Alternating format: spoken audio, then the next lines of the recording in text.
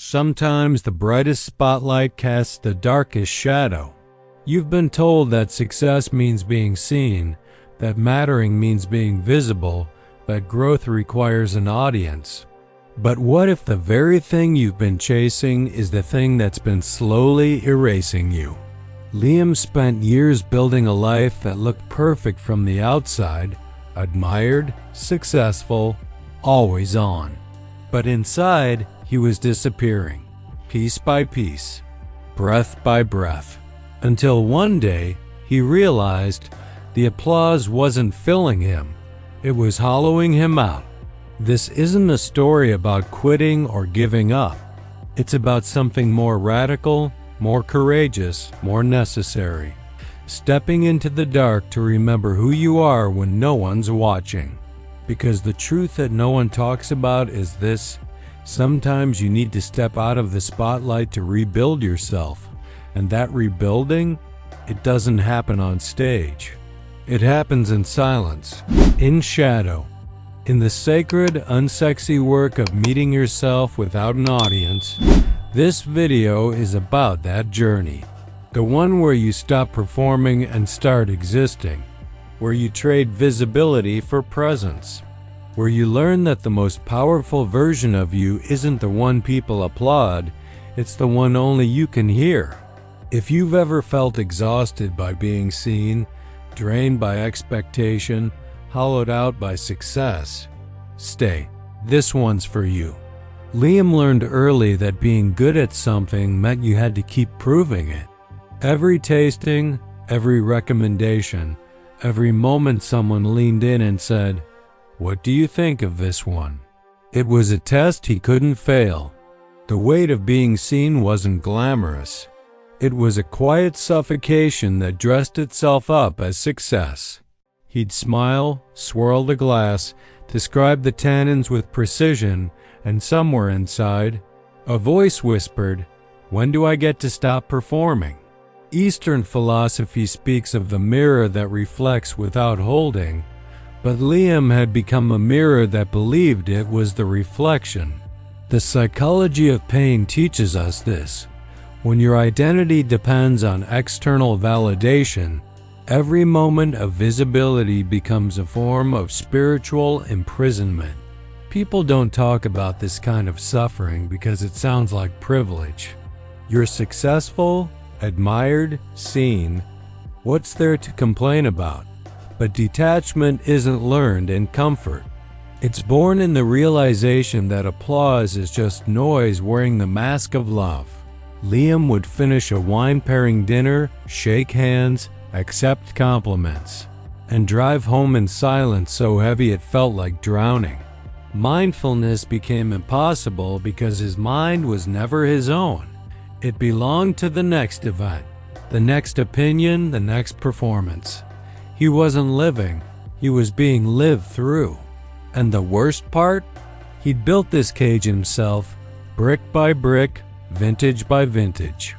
There's a story in Zen philosophy about a monk who carried a woman across a river and set her down on the other side. His companion, troubled, finally asked hours later, "Why did you carry her? We're not supposed to touch women." The monk replied, "I set her down at the river." "Are you still carrying her?" Liam was still carrying every expectation, every gaze, every moment someone needed him to be brilliant.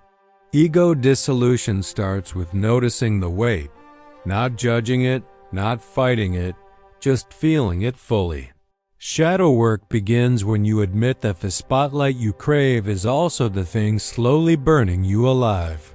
Self-awareness is the first crack in the performance, the first honest breath in a life built on holding them in. He couldn't name it yet, but something was shifting. The emotional pain wasn't sharp. It was dull, persistent, like a low hum that never stopped. Suffering and awakening aren't opposites. They're neighbors, and the wall between them is thinner than most people think. Liam would stand in his wine cellar, surrounded by bottles worth thousands, and feel absolutely nothing. Impermanence stared back at him from every label, 1998, 2005, 2012. Years that passed, flavors that faded, moments that meant everything once and now sat quietly in glass. Buddhism teaches that clinging to form creates suffering, but he'd spent his entire adult life clinging to the form others expected of him. The mind-body connection was severed. His body moved through routines while his mind screamed silently for rest. And yet, he kept showing up. That's the thing about being seen. Once you start, stopping feels like disappearing. Trauma healing can't begin until you admit there is a wound, and Liam's wound was invisible, respectable, wrapped in success. Inner stillness wasn't something he could afford. Stillness meant the performance would stop, and if the performance stopped, who was he? Non-attachment sounded beautiful in theory, but in practice, it felt like letting go of the only rope you've ever known. The river kept flowing, the wind kept moving, and Liam kept standing still, pretending he was the one in control. But deep down, beneath the tasting notes and the charming stories, something was beginning to crack. And he wasn't sure if that terrified him or relieved him. There's a kind of exhaustion that sleep can't fix. Liam knew it well, the bone-deep weariness that came from being on every single day. The persona he wore wasn't a costume he could take off. It had fused to his skin, become part of his breathing. At tastings, he was charming, articulate, present. At home, he was hollow, silent, barely there. The psychology of pain reveals this pattern. When you spend years performing a version of yourself, the real you starts to starve in the shadows. Eastern philosophy calls it maya, the illusion we mistake for reality. Liam had become so good at the illusion that he'd forgotten it wasn't real. The fatigue wasn't just physical, it was soul level, the kind that made him wonder if he'd ever felt truly awake. Every conversation required calculation. What did they need to hear? How should I sound? Which version of myself fits this room? It wasn't conscious anymore. It was autopilot, a survival mechanism dressed up as social skill. Taoism speaks of Wu Wei, effortless action, flowing like water without force. But Liam's life was all force, all effort, all performance. He'd smile when he wanted to scream, engage when he wanted to retreat, explain wine pairings when all he wanted was silence. The mind-body connection was screaming at him through tension headaches, through insomnia, through a chest that felt tight even when he wasn't anxious. His body knew the truth before his mind could admit it. This wasn't sustainable. This was slow-motion collapse disguised as a career. The worst part? People loved the persona. They invited him to dinners, asked for his expertise, told him he made everything more refined.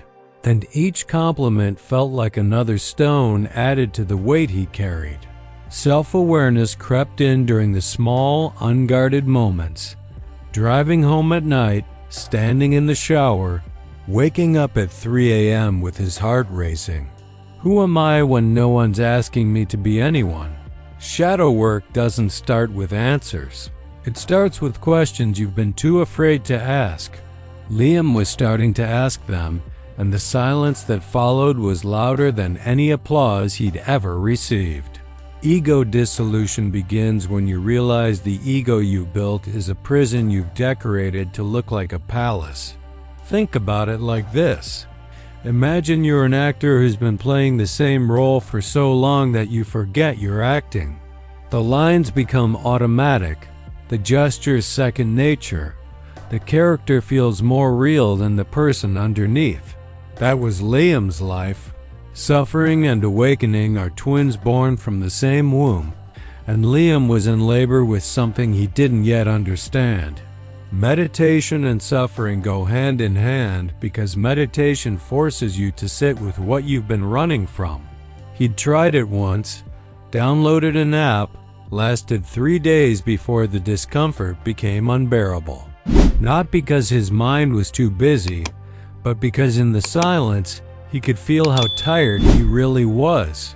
Impermanence whispered through every breath, "This version of you is already dying. Let it." He started noticing the mask slipping. A client would ask his opinion, and instead of his usual eloquent response, he'd pause too long, fumble for words, feel the machinery glitching. Non-attachment sounded like freedom, but it felt like freefall. What if he stopped performing and people stopped caring? What if the applause was the only thing holding him together? Trauma healing requires you to touch the wound, and Liam's wound was shaped like success, respected, admired, absolutely exhausting. The river doesn't try to be a river, it just flows. The wind doesn't practice being wind, it just moves. But Liam had spent so long trying to be someone that he'd forgotten how to simply exist. And in that forgetting, something ancient and true was beginning to remember itself, even if he wasn't ready to listen yet.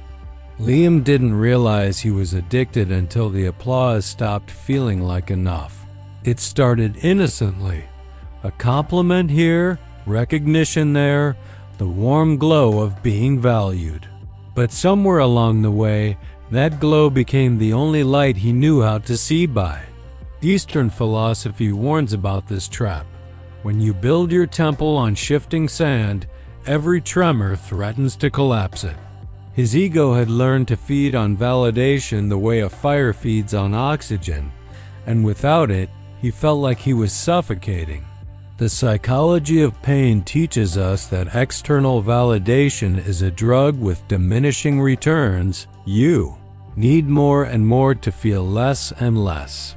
Liam was chasing a high that kept getting lower, and he couldn't figure out why nothing felt satisfying anymore. Every like, every compliment, every invitation became a hit he craved.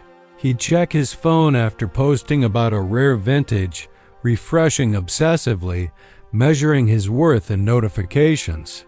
Ego dissolution sounds peaceful in theory, but in practice, it's terrifying. Because what's left when the applause fades? Shadow work forced him to confront an uncomfortable truth. He didn't love wine because of wine. He loved it because it made people look at him differently. Mindfulness became impossible because his attention was always split, half present, half scanning the room for approval. Self-awareness cut deep. I've been performing for strangers while abandoning myself. Buddhism speaks of tanha, the thirst that can never be quenched. Liam was thirsty, and no amount of recognition could satisfy him. Think about a plant that's been grown entirely in artificial light. It looks healthy, reaches toward the bulbs, depends completely on them. But take away the lights, and suddenly you see how weak the roots really are. That's what Liam was beginning to see in himself. Suffering and awakening arrived together because suffering cracks open what awakening needs to enter. He'd built his entire identity on being admired, and now that foundation was crumbling. Detachment isn't about not caring. It's about caring from a place that doesn't need anything back. But Liam didn't know how to do that yet. His care was transactional. I'll be brilliant if you tell me I am. I'll be valuable if you validate me. Spiritual transformation begins when you realize the person you've been trying to impress is the one you've been running from. Here's the thing nobody tells you. Emotional pain from ego wounds feels just as real as physical pain. When Liam didn't get the response he expected, a lukewarm review, a quiet dinner, an event where he felt invisible, it hurt. Actually hurt. His chest would tighten, his mood would drop, his mind would spiral into what did I do wrong? Trauma healing starts with recognizing patterns, and Liam's pattern was clear. His worth rose and fell with other people's opinions. Impermanence was everywhere, but he only noticed it when the applause stopped. Karma and rebirth aren't just ancient concepts. They're cycles we repeat daily until we learn the lesson. Every time Liam chased validation, he reborn the same suffering. Every time he found it, he reinforced the addiction. Inner stillness was a foreign language he'd never been taught, and now he needed it desperately. He started to notice how exhausting it was to need constant proof that he mattered. Meditation and suffering became companions. In the rare moments he sat still, he could feel the hunger gnawing at him. Non-attachment whispered like wind through leaves. Let go, let go, let go. But letting go felt like dying. Wu-wei, effortless flow, was impossible when everything he did was calculated for effect. Samsara and nirvana aren't different places. They're different relationships to the same life. Liam was trapped in samsara, spinning the wheel of craving and disappointment, feeding the ego that promised fulfillment but only delivered more hunger. And deep inside, beneath the addiction, beneath the performance, something was beginning to stir, a part of him that didn't need applause to exist. Though he wasn't sure he was ready to meet it yet. The decision didn't come like lightning, it came like erosion. One morning, Liam woke up and realized he couldn't do it anymore. Not the wine, not the tastings, not the performance. He called his manager and said something he'd never said before. I need to step back. The words felt foreign in his mouth, like a language he'd forgotten how to speak. Eastern philosophy teaches that the warrior's greatest battle isn't fought with a sword. It's fought in the space between action and reaction. Liam was learning to pause, and it terrified him. The psychology of pain reveals this paradox. Sometimes the bravest thing you can do is stop trying. Silence as a break wasn't retreat. It was the first honest choice he'd made in years. But courage doesn't always feel courageous. Sometimes it just feels like surrender. People didn't understand. You're at the top of your game. Why would you step away? They saw the spotlight. They didn't see the burn. Ego dissolution requires you to release what others think success looks like and find what freedom actually feels like. Liam canceled events, declined interviews, turned off his phone. The silence that followed was deafening. Without the noise of applause, he could finally hear the sound of his own breathing, and it was ragged, exhausted, desperate for rest. Shadow work begins in these liminal spaces where you're no longer who you were, but not yet who you're becoming. Mindfulness isn't always peaceful. Sometimes it's just raw awareness of how deeply you've been hurting yourself. Self-awareness arrived like an unwanted guest. I've been running from silence because silence reveals what I've been hiding. Think about a muscle that's been clenched for years. You don't realize how much tension you're holding until you finally relax, and then it aches. That's what stepping out of the spotlight felt like for Liam. Suffering and awakening danced together in the quiet hours. Without distractions, without performance, he had to sit with himself, and himself was a stranger. Detachment from the persona felt like freefall without a parachute. Who was he when no one was watching? What did he want when no one was asking? Impermanence showed its gentle face. The person he'd been was already gone, and the person he'd become hadn't arrived yet. Spiritual transformation happens in this gap, the sacred nothingness where everything old dies and everything new waits to be born. He spent days doing nothing, and nothing felt radical, almost rebellious. In a culture that worships productivity, rest becomes resistance. Taoism speaks of Wu Wei, doing by not doing, acting without force. Liam was learning this the hard way. Sometimes the most powerful thing you can do is stop. Meditation and suffering sat side by side on his couch. He'd close his eyes and instead of peace, he'd find panic. What if I'm making a mistake? What if I disappear? What if silence isn't healing, just hiding?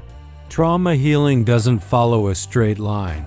It spirals, circles back, asks the same questions in different languages. Non-attachment whispered, "You're not hiding from the world. You're finally showing up for yourself." But showing up for yourself when you've abandoned yourself for years? That's archaeology. That's excavation. That's digging through layers of performance to find the bones of who you actually are. The silence wasn't empty. It was full of everything he'd been too busy to feel. Grief for the years he'd lost. Anger at the system that rewarded performance over presence. Confusion about what came next. Karma and rebirth played out in real time. Every day he chose silence, he killed an old version of himself. Every day he resisted the urge to perform, he planted seeds for something new. Inner stillness didn't arrive like a gift. It arrived like a reckoning. Samsara and nirvana weren't destinations. They were choices he made moment by moment. The wheel kept turning, but Liam was learning to step off. And in the space where applause used to live, something quieter, something truer, was beginning to breathe. Even though he still wasn't sure what to call it, stepping back from the world wasn't the hard part. Stepping into himself was. Liam had spent so long looking outward that inward felt like a foreign country with no map, no language, no guide. Eastern philosophy calls this pratyahara, the withdrawal of the senses, the turning of attention from external to internal. But textbooks don't tell you how disorienting it feels when you finally do it. The psychology of pain teaches that we avoid our inner world because we're afraid of what we'll find there. Liam was afraid. Afraid of the silence. Afraid of the emptiness. Afraid that if he looked too closely, he'd discover there was nothing there at all. Shadow work doesn't wait for permission. It meets you in the dark whether you're ready or not. And Liam, alone in his Nashville apartment with nowhere to perform, was finally ready to stop running. The first week felt like withdrawal. His hands reached for his phone out of habit, craving the dopamine hit of notifications. His mind spun stories about all the opportunities he was missing, all the ways he was failing by doing nothing. Ego dissolution is uncomfortable because the ego fights back, throws tantrums, promises you'll regret this. But beneath the noise, something quieter was emerging. He started journaling, messy, unfiltered thoughts that no one would ever read. I don't know who I am without the wine. I don't know what I want without someone asking. Mindfulness became less about peace and more about honesty. Self-awareness arrived in waves. Sometimes gentle, sometimes brutal, always necessary. Buddhism speaks of vipassana, seeing things as they really are. Liam was starting to see, and what he saw wasn't pretty, but it was real. He tried meditation again, but this time he didn't download an app or follow a guru. He just sat. 5 minutes turned into 10, 10 into 20. Most of it was chaos. Thoughts racing, body fidgeting, mind screaming to do something. But occasionally, in brief flashes, he touched something underneath the noise. A stillness. A presence. A version of himself that didn't need to prove anything. Suffering and awakening became indistinguishable in these moments. Was this healing or just more pain? Was he growing or just hiding better? Detachment from outcomes meant he couldn't grade his progress, couldn't measure success, couldn't perform even for himself. Impermanence moved through him like breath, each inhale a small birth, each exhale a small death. Spiritual transformation wasn't happening to him. It was happening through him, whether he understood it or not. Here's what nobody tells you about the inner retreat. It's not peaceful. It's messy, uncomfortable, full of things you've been avoiding.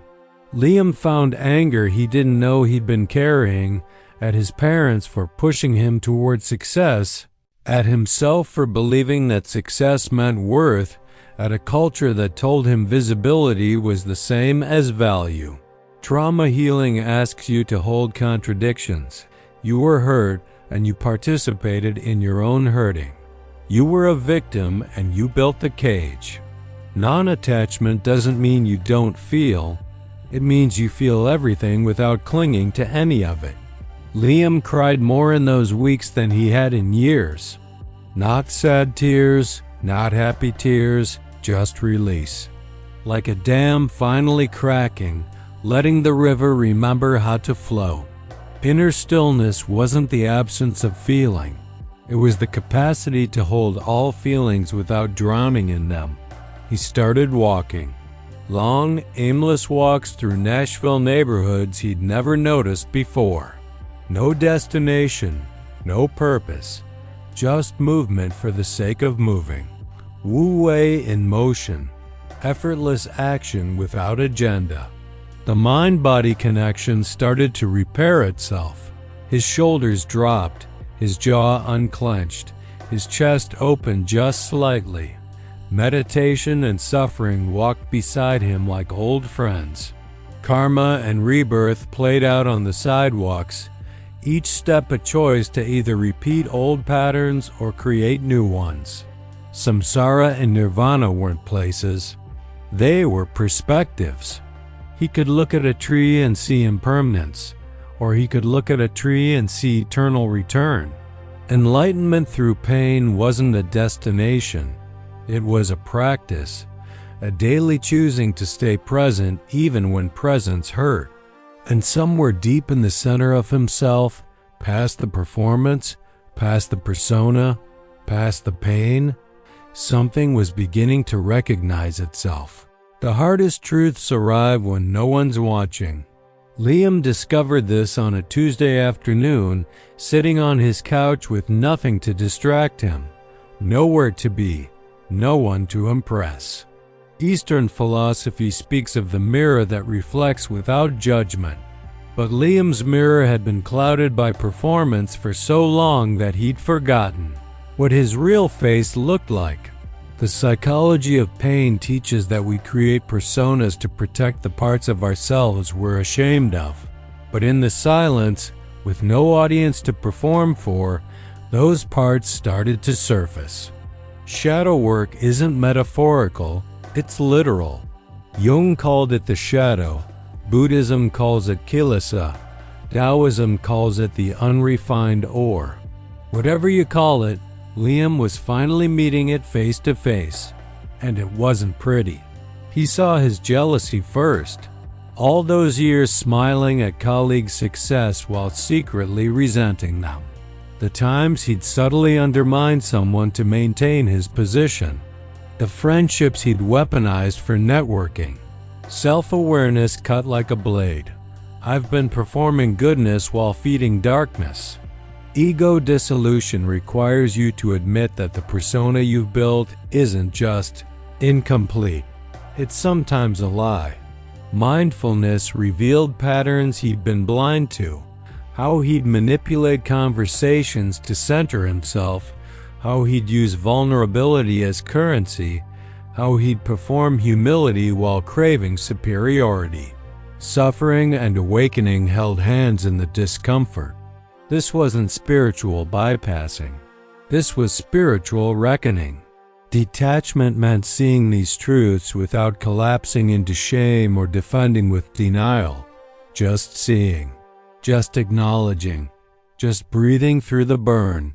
Then came the deeper stuff. Childhood wounds he'd covered with achievements. The abandonment he felt when his father left transformed into a desperate need to be indispensable. The loneliness he'd numbed with applause. Trauma healing asks you to excavate, and Liam was digging. Every memory he'd buried under success came back up, not as dramatic revelation, but as quiet recognition. Oh, this is why I can't stop performing. This is why validation feels like oxygen. This is why silence terrifies me. Impermanence whispered through it all. These wounds weren't permanent, but healing them required him to stop running. Spiritual transformation doesn't erase the past. It changes your relationship to it. Shadow work isn't about becoming perfect. It's about becoming whole. And wholeness includes the parts you've spent a lifetime hiding. There's a Zen story about a monk who asks his master, "What is enlightenment?" The master replies, "When hungry, eat. When tired, sleep." Simple, right? But Liam realized he'd never done either honestly. He ate to network, slept to recover for the next performance. Everything was strategic. Nothing was authentic. Non-attachment revealed itself as the opposite of what he'd thought. It wasn't cold detachment, it was warm presence without agenda. He started eating meals in silence, actually tasting the food instead of thinking about wine pairings.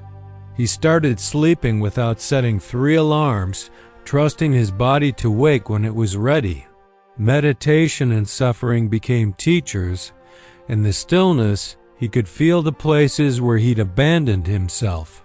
Inner stillness wasn't peace. It was the courage to feel everything you've been avoiding. Meeting the shadow without an audience meant no one could save him, applaud his bravery, or validate his progress. This was between him and the mirror. Karma and rebirth cycled through his awareness. Every time he acknowledged a shadow aspect, he freed himself from repeating it unconsciously. Samsara and nirvana weren't destinations. They were the difference between running from yourself and running toward yourself. Enlightenment through pain arrived not as transcendence, but as integration.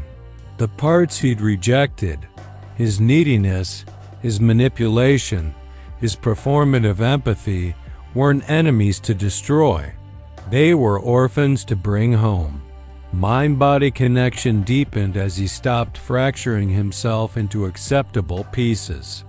Wu Wei emerged not as passivity but as wholeness in motion.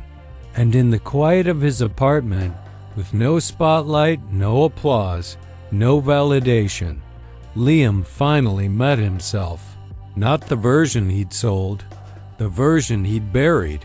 And that meeting changed everything. Rebirth doesn't announce itself with fanfare. It whispers in the dark where no one's keeping score. Liam was rebuilding, but not in the way he'd rebuilt before. This wasn't about crafting a better persona or polishing a new image. This was about learning to exist without needing to be seen. Eastern philosophy teaches that the temple isn't built in a day. It's built stone by stone, breath by breath, choice by choice.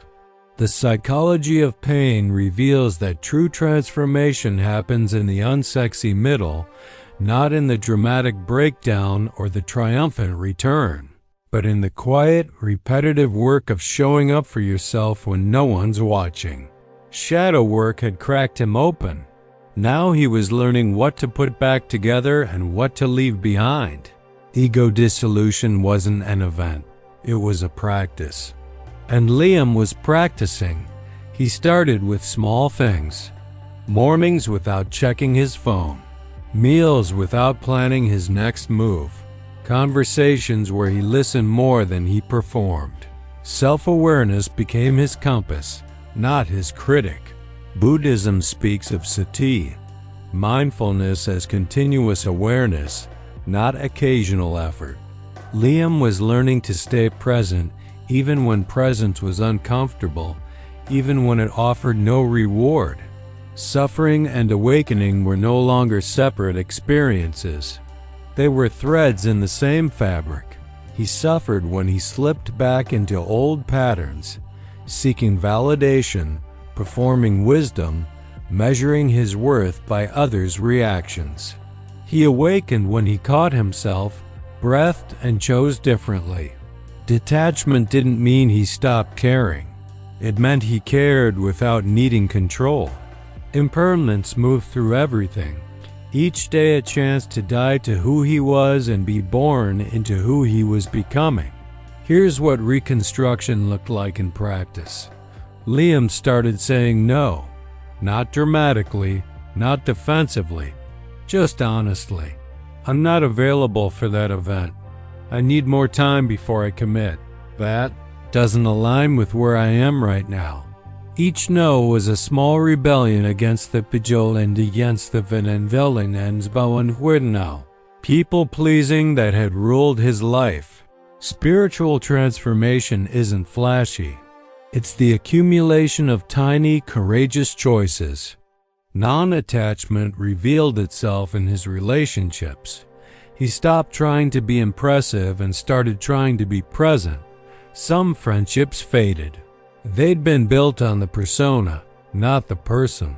Others deepened. They could hold his honesty. Trauma healing happened in layers. One day he'd feel free, the next he'd catch himself performing again. But the difference was awareness.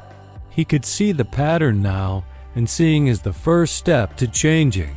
He returned to wine, but differently.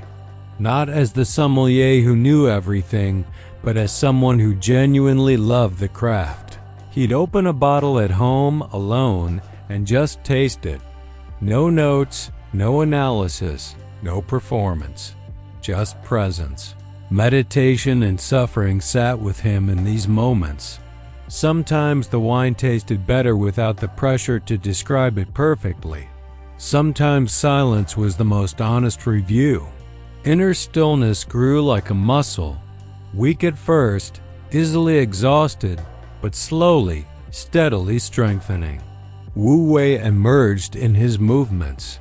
He stopped forcing outcomes and started allowing processes. Mind-body connection healed as he learned to trust his instincts over his strategies. Karma and rebirth played out daily. Old patterns would resurface, and he'd choose whether to repeat them or release them. Samsara and nirvana weren't about escaping life. They were about changing how you met it. The reconstruction wasn't about becoming someone new. It was about uncovering who he'd been before the performance began. Somewhere beneath the sommelier, beneath the persona, beneath the applause-hungry ego, there was a boy who loved wine because it connected people, because it slowed time, because it made ordinary moments feel sacred. Enlightenment through pain meant he had to lose everything he thought he was to remember everything he'd always been. Mindfulness became his anchor. Self-awareness became his compass. The dark wasn't something to fear anymore. It was where the real work happened, where the true self emerged, where reconstruction became possible. And in that darkness, with no audience to witness it, Liam was building something that couldn't be applauded or validated or measured, but it was his. Fully, completely, undeniably his. When Liam finally stepped back into the world, no one could name what had changed, but everyone could feel it. He didn't return with posts or press releases. He simply said yes to a small tasting at a friend's restaurant. Nothing grand, nothing performative. But the way he moved through the room was different. Eastern philosophy speaks of shunyata, emptiness that's actually fullness, space that allows everything to exist without grasping. Liam had become that space. The psychology of pain teaches that true healing isn't about becoming invulnerable. It's about becoming permeable, open, present, undefended. He wasn't trying to impress anyone anymore.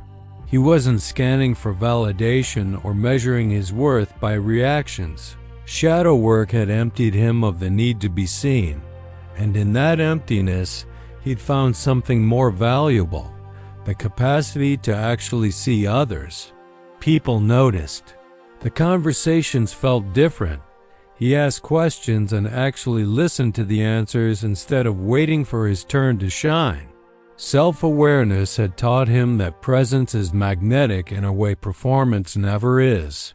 Ego dissolution meant he no longer needed to be the smartest person in the room. He could celebrate others' knowledge without feeling diminished. Mindfulness flowed through his movements. The way he poured wine, the way he paused before speaking, the way he held silence without rushing to fill it. Suffering and awakening had forged him into something more honest, more human, more real. Detachment didn't make him cold. It made him warm in a way that didn't burn out.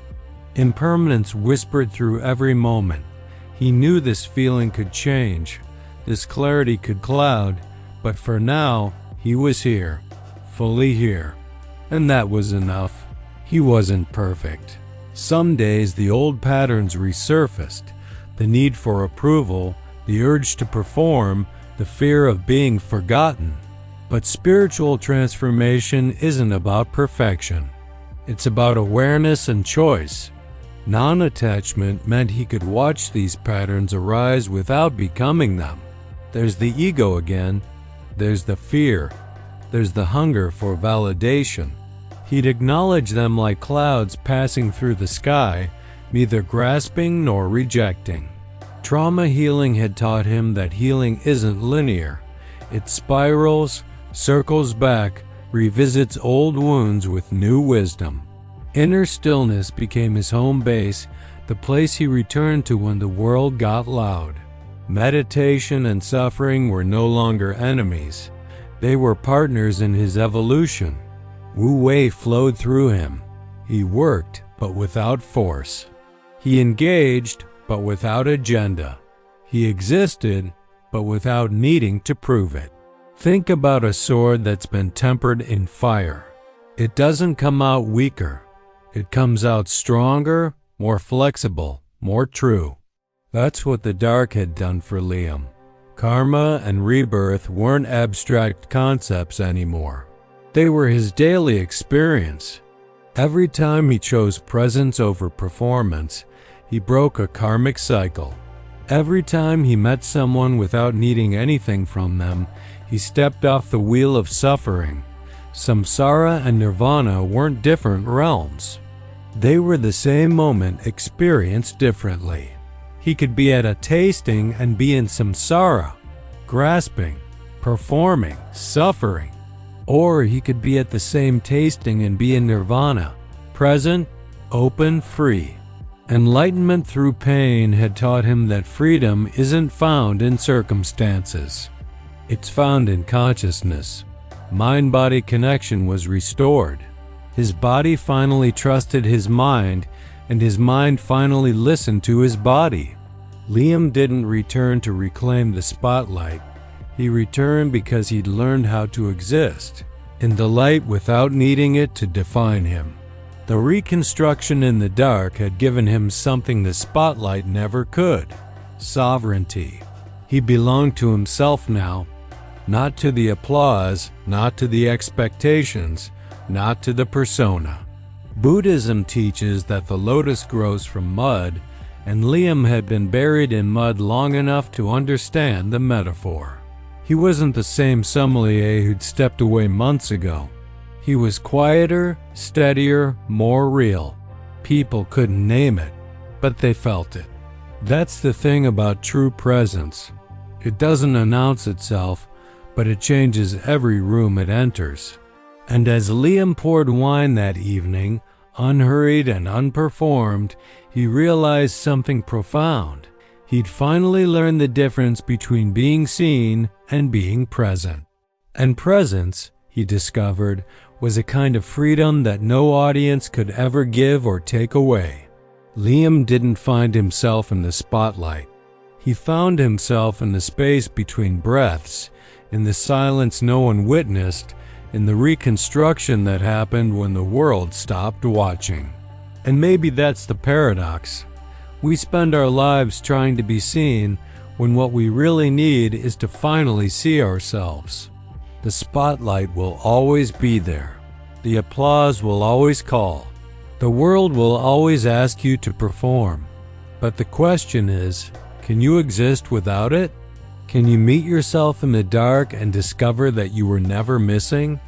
That you were just buried beneath the performance? Shadow work isn't comfortable. Ego dissolution isn't glamorous. Stepping away doesn't feel like courage when you're doing it. It feels like falling. But on the other side of that fall is something the spotlight could never give you, your own ground to stand on. So here's what I want to ask you, and I want you to sit with this. Who are you when no one's asking you to be anyone? What's left when the applause fades and it's just you in the mirror? Are you brave enough to step into the silence and meet what's waiting there? Because the truth is, the version of you that the world applauds isn't the version that will set you free. Freedom lives in the dark, in the unsexy middle, in the moments no one sees. It lives in choosing presence over performance, in rebuilding without an audience, in existing not to impress, but simply to be. If this video touched something in you, something you've been afraid to name, something you've been running from, something that finally feels seen, then don't stop here. There's something else you need to hear. Something about timing, about your pace, about the rhythm only you can feel. Watch this next. You're not late. You're learning the rhythm of your own path. It's waiting for you. Continue walking.